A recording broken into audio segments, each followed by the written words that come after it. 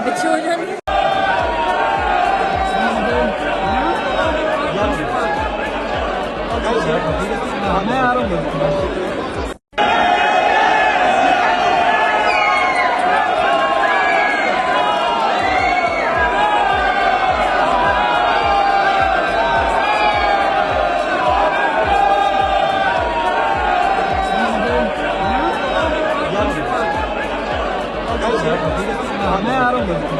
اور army air force اور navy کے قوانین میں ترامیم کی ہیں، اس کے جو اثرات ہیں وہ ملک کے لیے بہت ہی نفی ہوں گے بدقسمتی کے ساتھ. مسلح افواج کے سربراہان کے دور نوکری میں جو توسیع کی ہے مسلح افواج کے لیے کوئی اچھی چیز نہیں. پاکستان تحریک انصاف کو ہمارے اتحادیوں کو دیوار سے لگانے کی کوشش مختلف اور قسم کی ترامیم لائے جا رہے ہیں کہ یہی قوانین شہباز شریف کے خلاف استعمال ہو رہے ہوں گے اور اس وقت ان کے پاس فرار کا راستہ نہیں ہوگا. جمہوریت کو بادشاہت کی طرف دھکیلا جا رہا ہے، پارلیمان کو ربر سٹیمپ بنایا جا رہا ہے. پاکستانی عوام ہر قسم کی قانون سازی کو رد کرتی ہے جو بادشاہت کی طرف عوام کو لے کے جائے. ناظرین کرام، آج کی نئی جو قانون سازی حکومت کی جانب سے سامنے آئی ہے، اس سے یہ بات تو واضح ہو چکی ہے کہ حکومت بہت جلد جو ہے پیچھے ہٹنے والی نہیں ہے. جی ہاں، حکومت جو ہے بڑی منصوبہ بندی کر رہی ہے، یعنی کہ لانگ ٹرم جو ہے وہ اپنی موجودگی، اپنے آپ کو جو ہے وہ حکومتی ایوانوں میں جو ہے وہ بٹھائے رکھنا چاہتی ہے. آج کی جو قانون سازی ہے اس سے یہ واضح ہو چکا ہے. پہلے تو آپ کو میں تفصیل بتاؤں کہ یہ قانون سازی جو ہے وہ کیا ہوئی ہے دراصل. تو ناظرین کرام، جو سب سے بڑی جو قانون سازی ہمارے سامنے آئی ہے وہ یہ ہوئی ہے. ایک تو حکومت نے جو پاکستان کی مسلح افواج ہے اس کے تینوں جو سرپرست چیفز ہیں ان کی مدت ملازمت جو ہے اس میں 2 سال مزید اضافہ کر دیا. جہاں اس سے پہلے ان کی مدت ملازمت ہوا کرتی تھی 3 سال آج کی قانون سازی سے پہلے، اور اب جو ہے یہ ناظرین کرام مدت ملازمت 3 سال سے بڑھ کے ہو چکی ہے 5 سال. جی ہاں، تینوں مسلح افواج کے سرپرست چیف جیسا کہ آرمی چیف ہیں یا بڑی فوج کے یا فضائیہ کے سربراہ ہیں یا نیوی کے سربراہ ہیں، ان تینوں کی جو مدت ملازمت ہے وہ اب 3 سے بڑھا کے 5 سال کر دی گئی ہے. یعنی کہ جو آرمی چیف ہیں یہ ناظرین کرام 29 نومبر 2025 کو ریٹائر ہونے والے تھے، یعنی کہ اگلے سال.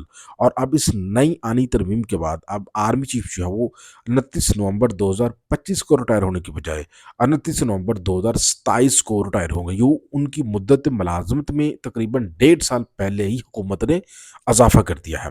اچھا، دوسری ناظرین کرام اہم ترین جو قانون سازی حکومت کی جانب سے آئی ہے وہ یہ آئی ہے کہ حکومت نے ناظرین کرام سپریم کورٹ کے ججز کی تعداد جو ہے وہ بھی تقریباً پہلے سے ڈبل کر دی ہے. جی ہاں، اس سے پہلے سپریم کورٹ ہے وہاں پہ تقریباً 17 جو ہے وہ ججز کام کر رہے تھے، لیکن اب حکومت نے ان کی تعداد جو ہے وہ بڑھا دی ہے. اور پہلے کیا کہا گیا تھا کہ یہ 23 کرنے والی ہے، پھر کہا گیا کہ یہ 25 کرنے والی ہے، اور اب حکومت نے تقریباً 34 ججز جو ہے وہ اس نئی ترمیم کے بعد جو ہے وہ نامزد کرنے کا فیصلہ کیا ہے کہ سپریم کورٹ میں اب 17 کی بجائے 34 ججز جو ہے وہ کام کریں گے. تو بظاہر تو ناظرین کرام اس میں یہی کہا گیا ہے کہ کیسز کی بڑھتی ہوئی جو تعداد ہے اس کو ٹیکل کرنے کے لیے ججز کی تعداد جو ہے اس میں اضافہ کیا گیا ہے. لیکن جو حقیقت ہے وہ یہ ہے ناظرین کرام کہ حکومت جو ہے اس کو معلوم تھا کہ جو 17 ججز ہیں ان میں سے جو اکثریت ہے وہ اس وقت آئین کے ساتھ کھڑی ہوئی نظر آ رہی تھی، اور حکومت نہیں چاہتی تھی کہ اس کے لیے کوئی مسئلہ بنے، کیونکہ ظاہر ہے جو فارم 47 والا معاملہ ہے اور اس کے علاوہ جو کچھ قاضی فائز عیسیٰ کے دور میں کچھ متنازع فیصلے ہوئے ہیں ان فیصلوں کو لے کر ریورس ریویو پٹیشن جو ہے وہ سپریم کورٹ میں دائر ہو رہی تھی. اور جو انتخابی گڑبڑی والا معاملہ ہے، انتخابی دھاندلی والا معاملہ ہے 8 فروری کا الیکشن جو پی ٹی اے کے بقول چرایا گیا ہے، اس سے متعلق جو درخواستیں تھیں، اور اس کے علاوہ جو 26ویں آئینی ترمیم حکومت نے پیش کیا جس کے تحت جوڈیشری کو کنٹرول کرنے کی ایک ناکام کوشش کی تھی، لیکن وہ جوڈیشری تاحال جو ہے ان کے کنٹرول میں نہیں آ سکی. تو اس کو کنٹرول کرنے کے لیے اب حکومت نے نئی قانون سازی کی ہے. تو ناظرین کرام یہ ساری چیزیں جو حکومت کے ذہن میں تھی، تو اس وجہ سے حکومت جو ہے اس کو یہ ڈر تھا کہ جو فیصلے ہیں سپریم کورٹ میں وہ اس کے خلاف آ سکتے ہیں فیوچر میں، اور جو فارم 47 والے معاملات ہیں یہ بھی کھل سکتے ہیں.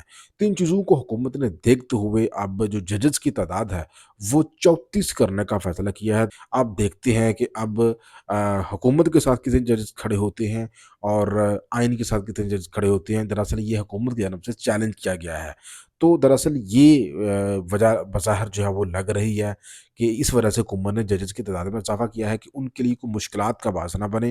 جو اکثریت ججز جو ہے اس وقت، جو 17 ججز ہیں سپریم کورٹ کے، وہ آئینی کے ساتھ کھڑے ہوئے نظر آ رہے ہیں، اور حکومتی سائڈ پر جو ججز کی کھڑے ہونے والے ججز کی تعداد جو ہے وہ کم تھی۔ حکومت 34 ججز جب نامنیٹ کر دے گی تو اس سے حکومت کو سپریم کورٹ میں بیلنس کرنے میں اچھی آسانی جو ہے وہ میسر ہوگی۔